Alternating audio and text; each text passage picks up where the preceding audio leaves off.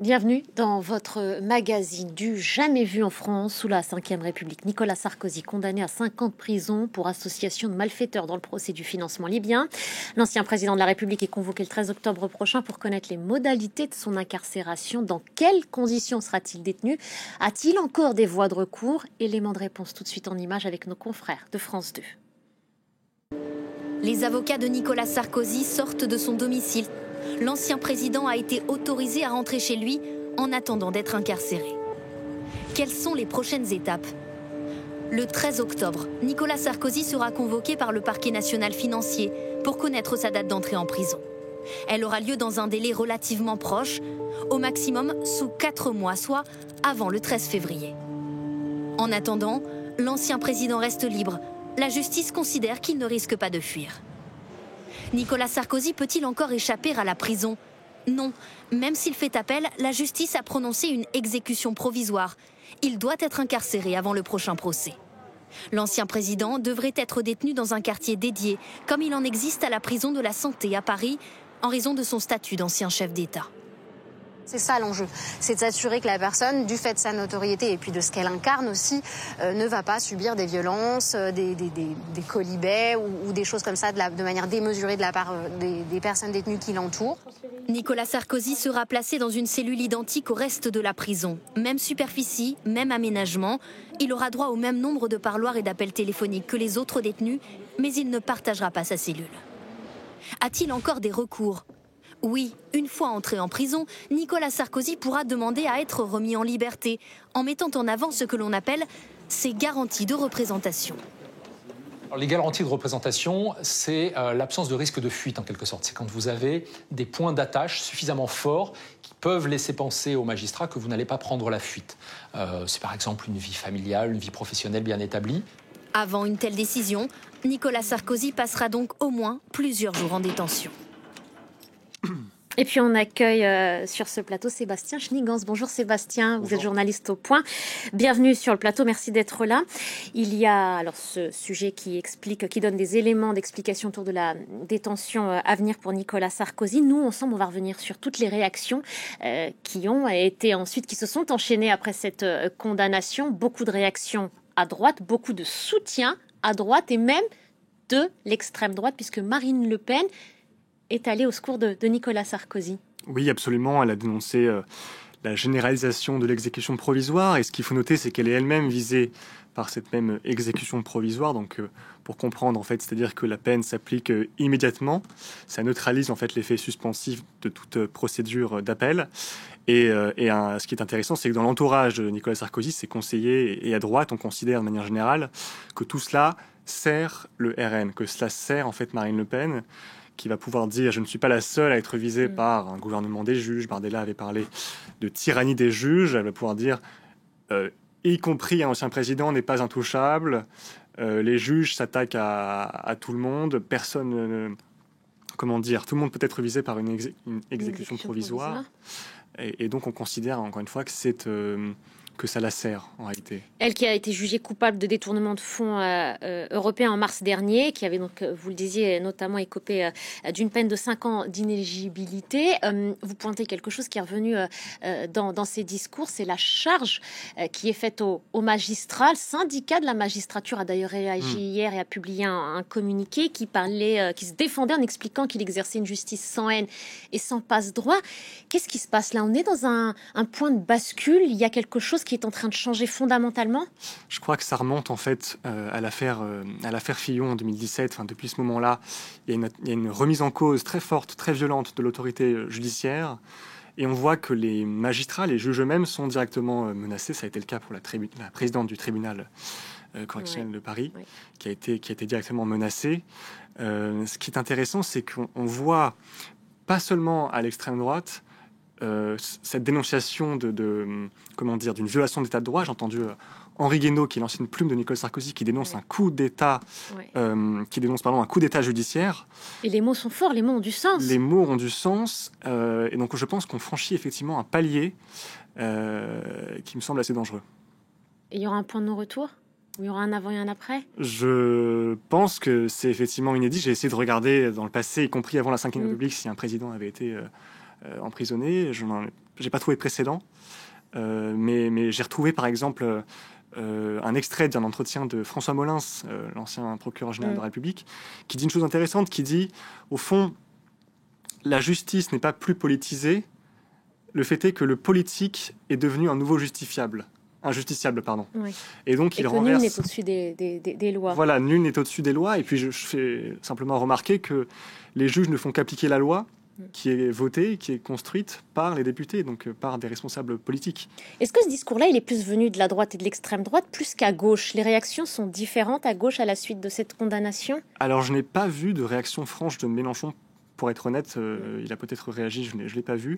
On le voit vraiment majoritairement, effectivement, à LR et à l'extrême droite, mais y compris un homme assez mesuré, qui est quand même le président du Sénat, donc qui a un poste très important. Gérard Larcher a condamné une peine qu'il juge extrêmement sévère. Donc là encore, les mots sont... Et qu'il ouvre une brèche quand il dit que ça questionne. Qu'est-ce que ça veut dire, ça questionne? Est-ce qu'il tente d'ouvrir un débat autour de justement de cette décision de justice? Ça reste une décision de justice. Il reste prudent dans les mots, puisqu'il est quand même, il a un poste extrêmement important. Mais ça, je trouve que ça donne du grain à moudre à ceux qui imagineraient un complot des juges, ce qui revient quand même souvent, l'idée d'un espèce de complot de l'autorité judiciaire en général et des magistrats en particulier. Et parce que Nicolas Sarkozy a eu un rapport aussi conflictuel avec les magistrats à une certaine époque. Donc ça peut venir alimenter ça. Cette condamnation, dans tous les cas, Sébastien, elle a au moins, pendant 48 heures, détourné l'attention de Matignon. Le Premier ministre Sébastien Lecornu a promis vendredi soir, hier, un gouvernement pour début octobre, donc c'est la semaine prochaine. Il a écarté plusieurs demandes de la gauche, alors qu'il disait vouloir justement tendre la main aux socialistes pour ne pas être censuré. On va regarder ce sujet d'explication signé Ludovic de Foucault et je vous fais réagir juste après. Un gouvernement présenté dans les prochains jours, une porte fermée aux socialistes, un geste vers le RN. Voici quelques-unes des annonces du Premier ministre au journal Le Parisien. Les futurs ministres, dit Sébastien Lecornu, doivent partager les grandes orientations du socle commun, composé de la droite et du centre. Il exclut un retour de l'ISF, de la taxe Zuckman ou une suspension de la réforme des retraites. Le MEDEF applaudit, le PS considère qu'aucun effort n'a été réalisé et que dans ces conditions, il censurera le gouvernement. Jean-Luc Mélenchon avait déjà appelé toute la gauche à voter la motion de censure qui sera déposée par ses députés dès le début de la session parlementaire, le 1er octobre. Dans ces conditions, c'est le Rassemblement national qui arbitrera et le Premier ministre fait un geste dans sa direction en se disant prêt à examiner les évolutions possibles de l'aide médicale d'État pour les sans-papiers. Au niveau fiscal, le Premier ministre affirme que le budget 2026 contiendra 6 milliards d'euros de plus pour les retraites, 5 milliards de plus pour la santé et 6 milliards de moins économisés sur le train de vie de l'État. Il promet aussi une meilleure maîtrise des dépenses sociales et des collectivités territoriales, ainsi qu'un projet de loi ambitieux de lutte contre les fraudes sociales et fiscales. Certains impôts augmenteront, dit-il, d'autres baisseront. Cela sera-t-il suffisant pour remettre les comptes publics sur une trajectoire plus saine? La dette du pays a encore bondi au deuxième trimestre, atteignant désormais 115,6% du PIB. Objectif désormais, ramener le déficit à 4,7% avec à l'horizon 2029 l'espoir de revenir à 3%. L'attente donc de ce gouvernement, le Premier ministre a été nommé il y a plus de 15 jours maintenant. Il promet une équipe pour la semaine prochaine. Est-ce qu'il y a un timing qu'il prend en compte? Parce que la semaine prochaine, il y a aussi un appel à la grève pour jeudi prochain, le 2 octobre. Absolument. En fait, il est sous pression de toutes parts. Il faut noter qu'il y a aussi le renouvellement, ça paraît anodin, mais c'est très important, le renouvellement du bureau de l'Assemblée, les vice-présidents, les questeurs, les secrétaires. Donc ça va jouer sur la durée du bail de Sébastien Lecornu à Matignon. Il est sous pression de toutes parts. On pourrait l'appeler le grand muet. Vous savez, il vient des armées, donc on appelle ça la grande muette. Pour l'instant, c'était le grand muet. Il n'avait donné qu'une interview à la PQR. Il était vraiment extrêmement prudent.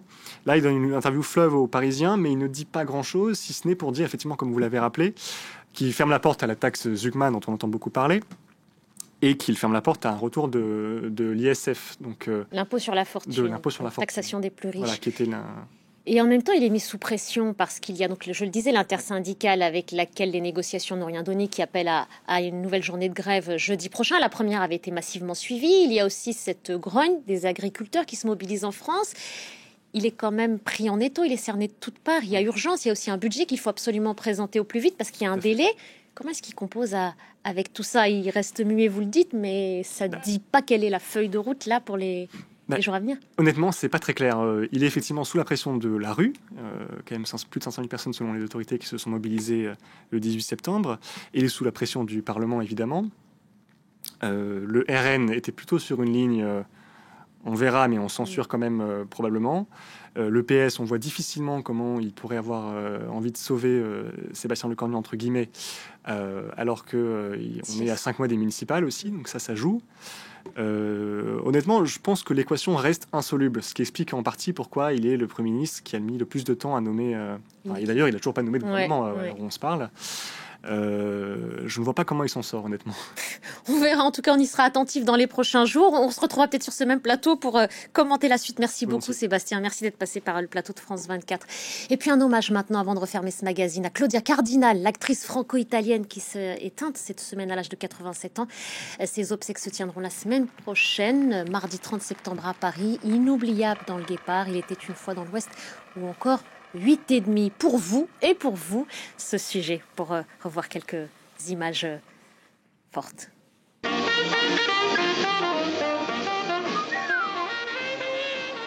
Ciao. Une voix légèrement voilée, des yeux de braise, une sensualité à damner un sein. Claudia Cardinal alliait beauté, talent et tempérament. Icône des années 60, elle est entrée de son vivant dans la légende du cinéma. Pardon, je vous demande pardon, j'ai appris que...